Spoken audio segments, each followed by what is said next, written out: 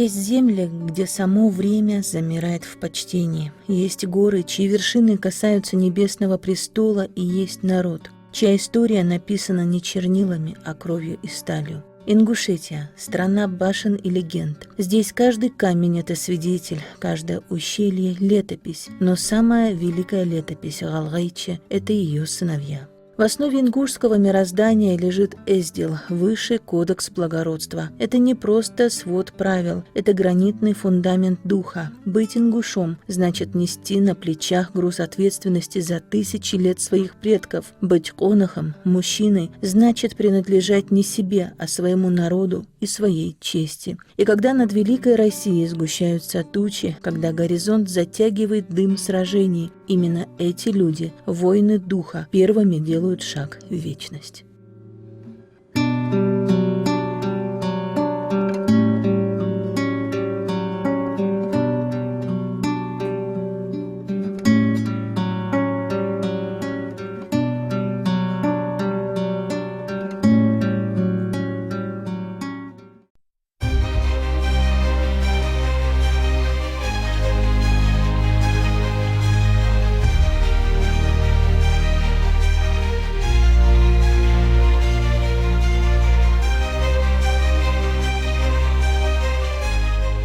Сегодня мы сорвем завесу обыденности, чтобы увидеть сияние истинного героизма. Мы будем говорить о тех, кто в огне специальной военной операции доказал, дух ингушского воина невозможно сломить. Золотая звезда героя на их груди – это не просто металл, это застывший свет их подвига, это символ того, что смерть бессильна перед истинным величием.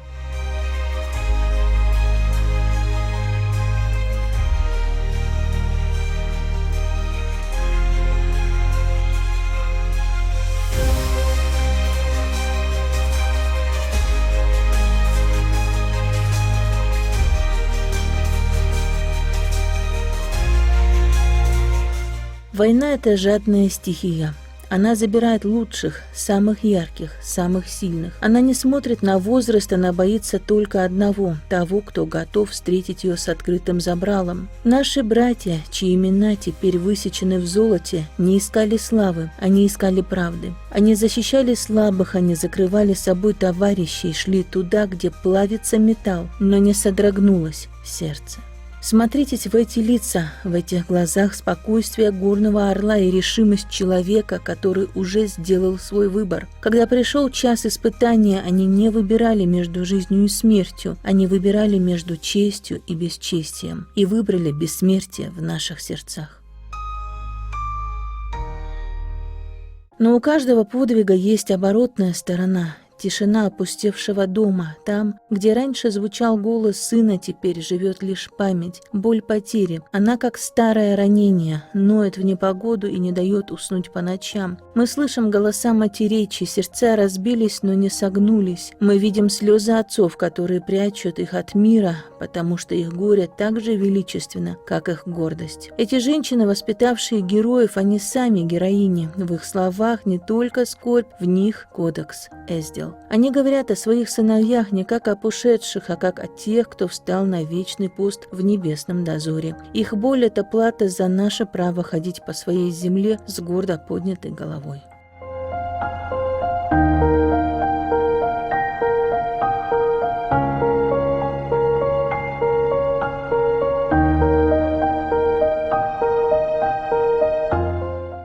Бывало, приходит он со школы, рядом школа, у нас 7-я школа, а сзади нашего заднего двора еще не было домов. Он бывает, котенка запустит такого, замухрышку, разбитого, такого несчастного, приходит домой и говорит: мам, к нам во двор пришел котенок, давай его заберем. Смотришь, такой дохленький котеночек, говорю, если он хочет, давай. Он его отмоет, откормит. Он был очень добр. Он всегда называл меня Нана. Мархебот комот башха, мархебот бошан водорос мержиги. Что я сидишь раз изн кенкиш ох, содау барел ай вадер ох, мудр пейд нас хайцер дигдер мерки. старались, что я говорю, да Аллахи. Высоко во время. Сун, тем более, сун газ, нага, гор Багдадалыч.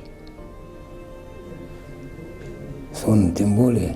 Он был очень добрым, поддерживал нас всегда во всем, был для нас опорой. Для нас он самый лучший брат, как и для всех сестер. Единственный и самый лучший. Ответственный, всегда поддерживал, звонил, спрашивал, что да как, помогал везде. Он всегда хотел на военную службу, говорил, что станет генералом. Ну, я, конечно, стала переживать, думаю, как это военным, это всю жизнь надо в разъездах быть. Не потому, что там он не сможет за себя постоять, просто, ну, как мать, я переживала отпускать его одного. Ну, он начал готовиться усердно, заниматься спортом, по учебе начал подтягиваться. Ну, его вызвали туда, в Питер. Он подавал документы в Михайловскую военную академию.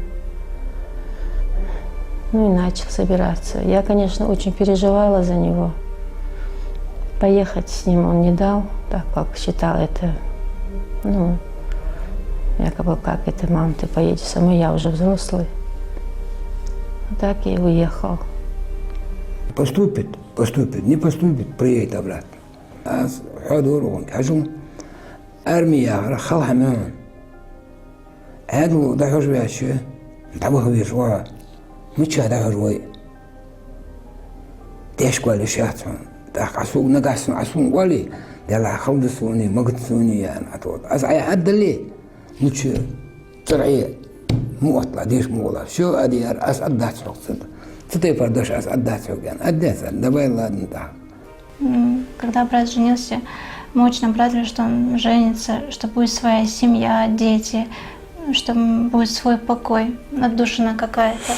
И так трепетно готовились к этой свадьбе, радовались, что он женится. Единственный брат, единственный саха. Но для нас сноха, она очень хорошая. Для нас она как сестра, поддержит нас, даст нам совет, что да как, это что правильно, что неправильно. Сноха у меня очень замечательная девочка, очень хорошая девочка, из хорошей семьи, очень воспитанная, образованная, она врач-стоматолог.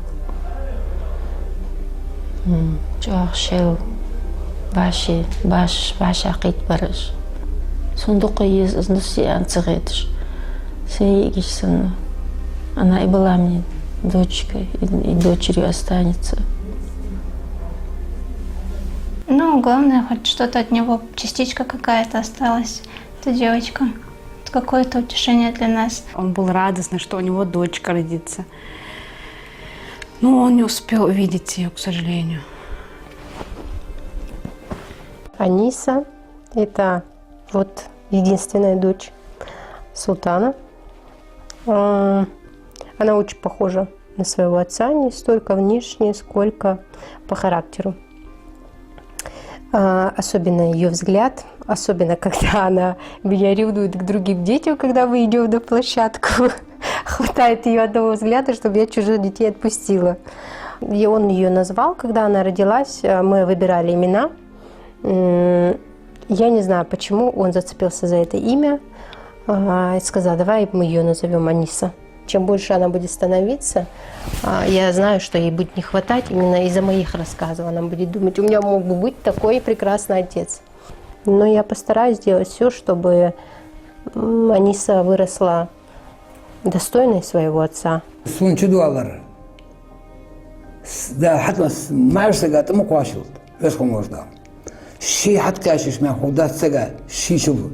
Никто не сомневался в моих решениях, какие бы я ни выбрал.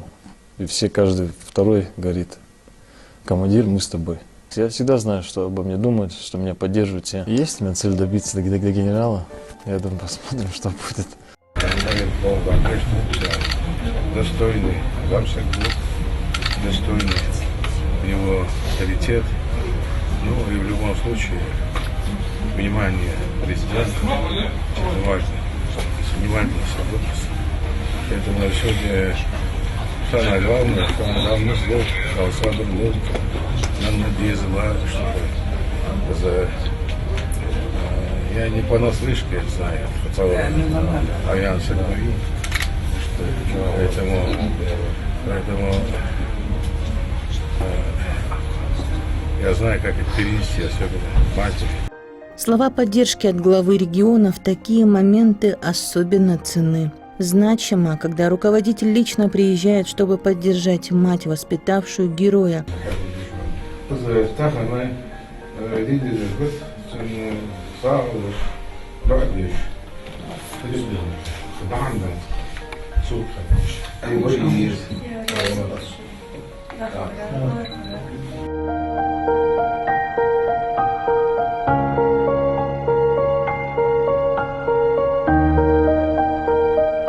Первый класс идти доехать Адам. Велха школа. Ама сут. Классе дача бга ахож бя. كل تشتاق أو نقرأ يا أخي كل سبعة جيش واعش خلاص أشكرت كل حدا تيجي على دي أروض اشتغلت هنكر هذا أخش حأمرات هذا شو واحد شان آدم جالس قان حين شو خودي خود ماير أحشي ستايس داك شو واحد شان داي حقيقة تحيوسو از شي تعبقات بس غاش ستربين كده حق تواش تتربين كده تشير تاسو حتى احتاج ادم يا حستحش حيو علي ما شلون تحييني حي الله يجي حسي بيك داود بيك يخوار لا الله داك شوين تاع سبورت زاني ماستي وودر داك فوتبول الله وودر ما سنعبرز ديش بيزن بولش هنديش عشق على السلطة كان هم برجش من اوكرانيا داور يتسجل شو قال روسي كانت سنة والر ديال كرمدي استحمد أقبش داخل كريادش نيت صح مش كروتش تسأل كيك يعني كبر قديم صار ديان من عندنا تحمد أودي زادات هير أشتو آدمير مديلا يديشات أنت كأكبر داجو حنس تهيك قابي عنديش داود تشخانة تحندينا تحنسك تليفون تيخنسك هير ديات أخو هير خاطة داجو بسموش إخاديتي بركلياش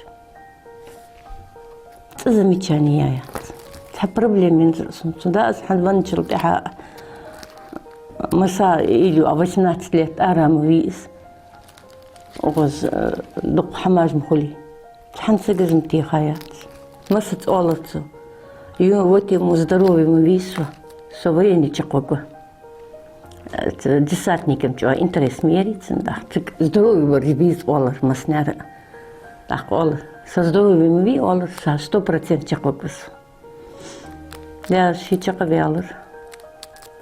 Поступам дядя да опус, я буду жморс, так да вахтавалари. Ой, дел ажли олт خدس. دال اشتموشت وقتها خن خدس. ما رقابتش عن إيرن تلفون حتوخ. ما حاجة تايه. دوستش ما داق وابل دولت عديستري واش. حميحك. فيس بس طيّن والرز آدم ستر حتى بالها حميزت يرجو جيالي قال أنا الخيل الله خو دو تحش كرس النقصي تحدينا تقوى اتخر بزي اتباستعش سمساهي نعم آدم زقت حتى صادر ما من إيتي تحش والله أرسك ما رخيب داق تحمي حجوه آدم زقت حتى صادر تاقو قادر ليه آدم أز إيلج شوت مي أقز إيلج как раз последний мягкий будет 200 тысяч حتى سرسون عادم ديزت مزل دق حي ناقد دم يعني ما شافوا دي والله سون كيجي مجامي جو مولتي شوا قصي هذا اليوم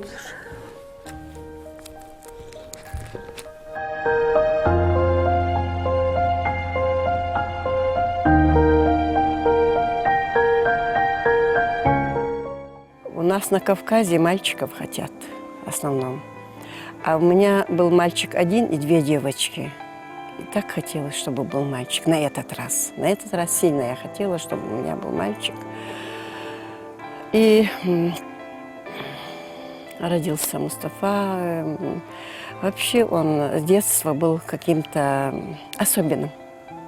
Особенный он был и ребенок, особенный он был юноша, и особенно он был до последнего дня. В детстве я у него вела русский язык и литературу. Почти всех классиков перечитал. Диктант всегда писал на 5.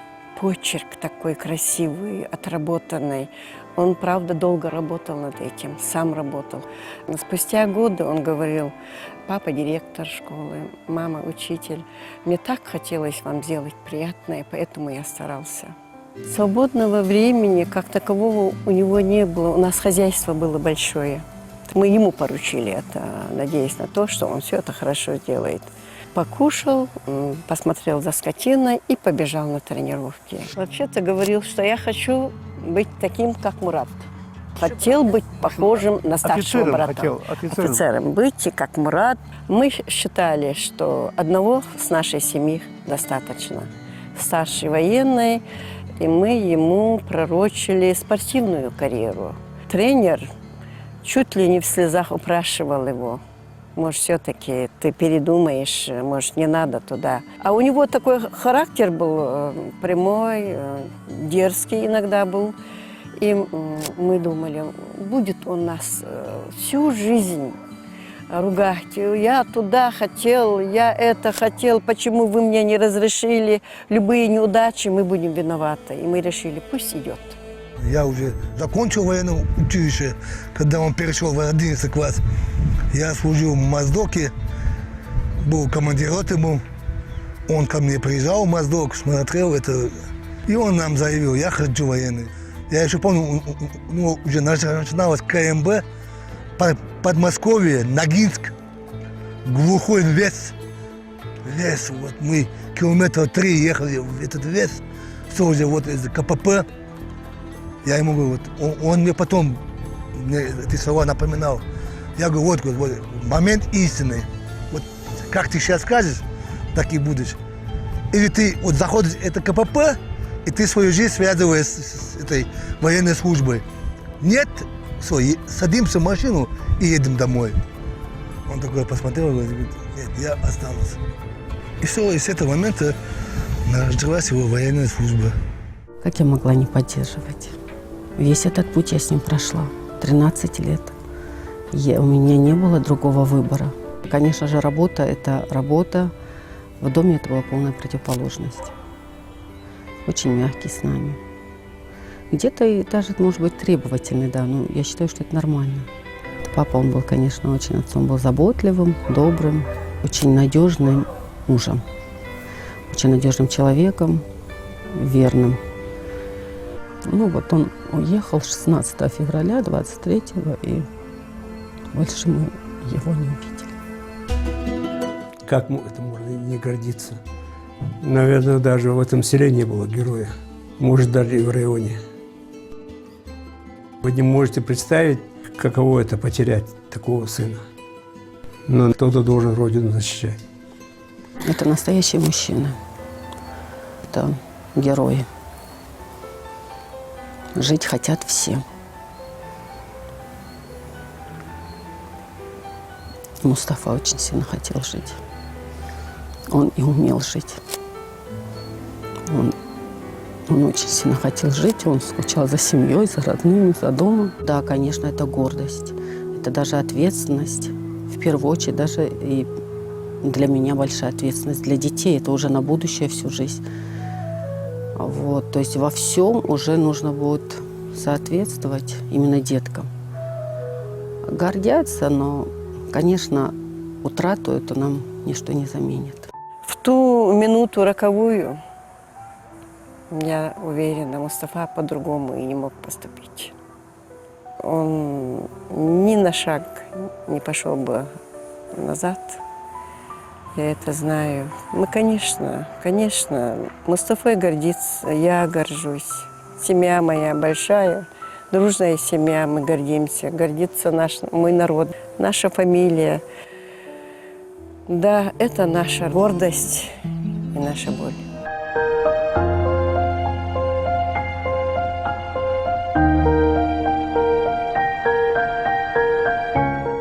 Сегодня будущего связи аварс Сирия, Украина. Так, пускай сам даст валар. Теперь халета видео яр царстиш. Служит деметки камсов науре. Дохлдок адил белхрс командир там почесты барри цар يرشخن شاستي تيموس قلوب زجاجة بامتك وقت تيجر حلوين تابولكوني قرويس كوز دولش دينا حلوين رز شو أمالدر زوات بيش مارخات شو مالدي أديك هم عشان هذا جوا أسوم موتر اشتغل ديز موتر أنت تسويش وتبسكار تسويش إذن تقو سرعة تقواتي تخوت بيعه أغبيساس داتشوا بريدس إيرن حضار ياش توديش بيش يا أخي كرت دق شيء يخودش مع أي قطر تشهنتير لبو هم يخم توايور تاجي بيرو كواسو تندا تدحكش تدا داويش واس يريك وعشاك وحسن يرم حقولو ياشن حقولو مش خود اقول لك جازي شو تويا نسيرك يقولش وترцу. Первый раз из Украины до Тавис, там были трудности. Много было случаев, где он мог погибнуть, да. Но мама, как у тебя там дела? Все хорошо, все нормально, чтобы она не переживала. Ему главное было, чтобы она спокойно была. Да. Ну вот мама постоянно, каждый день сахтила, штентир. Как будто чувствовала, что именно его надо больше всех оберегать. Последний раз летом в прошлом году приезжал. Тогда мы все собрались и с Нуанхой, Диахой стороны в Ореховой роще отдыхали.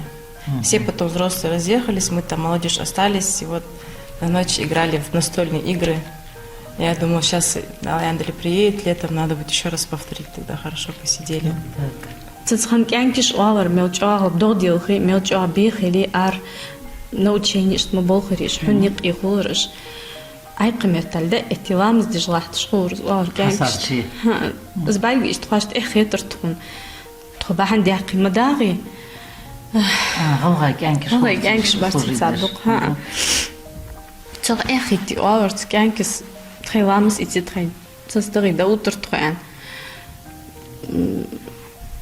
даже что будущее ваш имел до قرح يتصشتو سي كوريوغي момент диш дас эли зал дишра тервар змолох тош дишра тхацгдо книжкаш дарцу идиш бириш ахош тицхан ахош турцу шица атахан фидят حتىخن متشخن حنتخن فديت يعني زين وسني ارتيتي تشقبالي حتى شي قات سويت سان زمني يلغيرترس ده حنس اكاديمي دايتسا تشقبان язык парата دي парата دبي اندرتسو دخنا بيرش داشتو بيزن بارتسنقا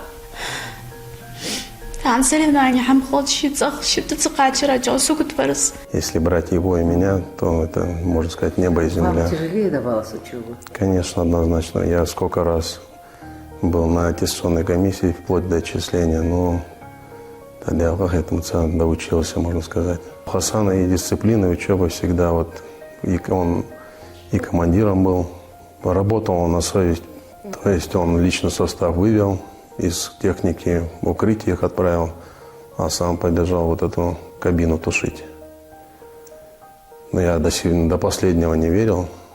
Ну, и то, что вот так все произошло, конечно, логично, благодаря этому Богу.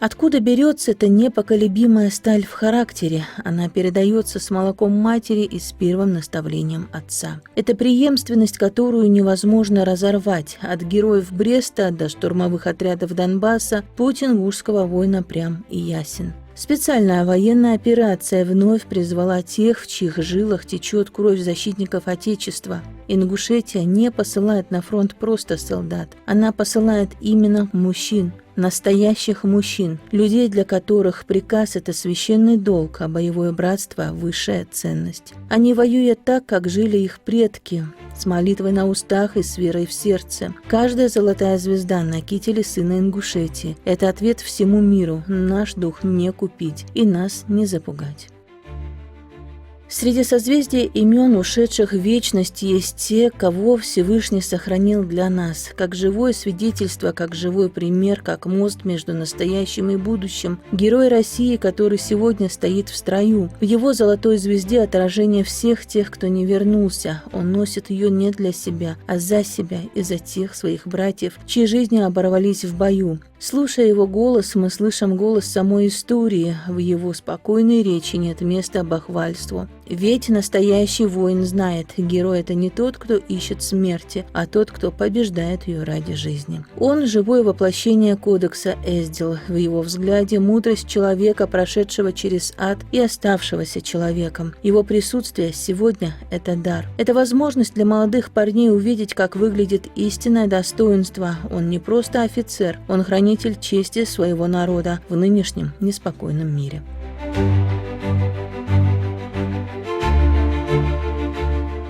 Отец, мать – это самые главные люди, которые в становлении меня как личности принимали большое, огромное участие. До класса 11-10 у меня не было такого желания. Было больше даже желания поступить в медицинское учреждение, стать стоматологом. Вот это моя мечта была. Но потом резко, кардинально уже в классе, после 9 класса, как только мы сдали экзамены, на тот момент в 10 классе был такой предмет, дай бог памяти, начальная военная подготовка назывался. Там уже понимание пошло, интерес, ну и в общем, как я уже говорил, это успехи, достижения наших прадедов. В феврале месяце 2002 года я документы подал на поступление в артиллерийскую академию. Ну и как только вызов пришел, я поехал. Месяц там еще готовился дополнительно, специально, чтобы не в том плане, что у меня низкий уровень был подготовленности по физике, математике или русскому языку, но мне хотелось, проехав 3000 километров, вернуться, не поступив, и показать какой-то низкий уровень знаний. Я пробыл там месяц, подготовился к их базе знаний, которые они там получали, ну и нормы, которые требования были к этим студентам, которые приехали поступать. Я прошел их и поступил. Никто не сомневался, никто не уговаривал, никто не отговаривал, никто не препятствовал. Это мой был выбор, осознанно я сказал для себя. Если есть дисциплина, ты во всем будешь хороший. Нет таких сложностей, я не знаю, вот дисциплина, она меня во всем, те ребята, которые меня знают, они знают, что вот это именно момента дисциплины я придерживаюсь и всегда требую со всех своих подчиненных воинской дисциплины. Это строгое, точное выполнение приказов. Это было 4 марта, первый раз, когда я попал в окружение. Большей части, наверное, даже дурак не боится. Дурак не боится, а человек, который понимает, с чем соприкасается, он должен здраво мыслить. И у меня больше всего опасения было даже не за себя, а за тех людей, которых я вел. На тот момент с боевым опытом был только я, из тех, которые шли впереди. И я ехал впереди, хотя мое место далеко было от впереди ведущей колонны. Далеко было, так как у меня был опыт, я командиру полка сказал, что колонну буду вести я уже. Ну и, соответственно, люди поехали за мной. Попав в окружение, я понимал, что все зависит только от меня, от моих действий. Потом уже в 23 году, после конструктивное построение своей работы по отражению контрнаступления со стороны противника, оно уже было оценено командованием армии, округа, потому что на моем участке прорыва не было никакого, враг отказался от своих действий, был разгромлен. Ну и когда мне об этом сказали, оно, как вам сказать, приятная неожиданность, которая поставила в ступор, я долгое время не мог в это поверить, что все-таки, да, мои достижения были по достоинству оценены, и уже не думал о себе, а думал о своем народе, как он воспримет это, насколько ему это будет приятно и примечательно в самой стране, да и в мире. О чем мечтает герой России Султан Хашагулов? О спокойной жизни, процветающей в своей республике и в своей стране.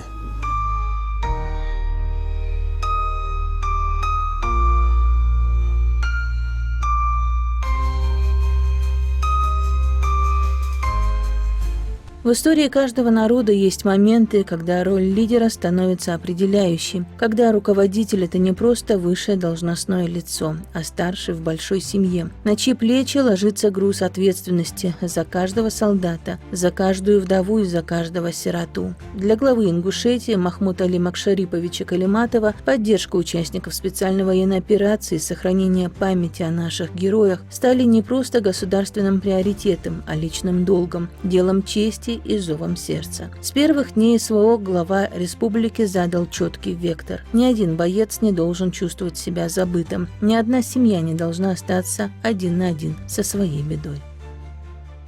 Слова главы – это не просто программное заявление, это манифест единства ингушского народа и верности курсу нашего президента. Это гарантия того, что пока в республике есть такая власть, имена наших героев будут вписаны золотом не только в указы, но и в вечную летопись славы Великой России. Глава и его народ, лидер и его воины – сегодня это единое целое, идущее к одной на всех победе.